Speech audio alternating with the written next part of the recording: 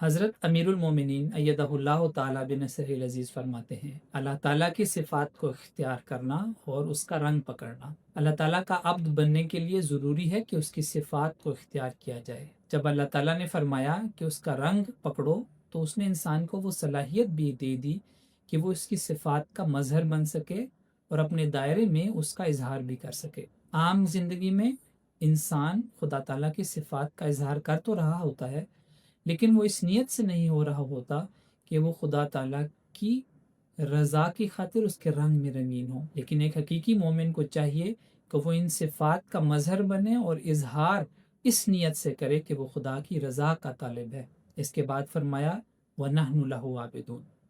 کہ ہمارے لیے خدا کی بندگی سب سے عزیز ترین چیز ہے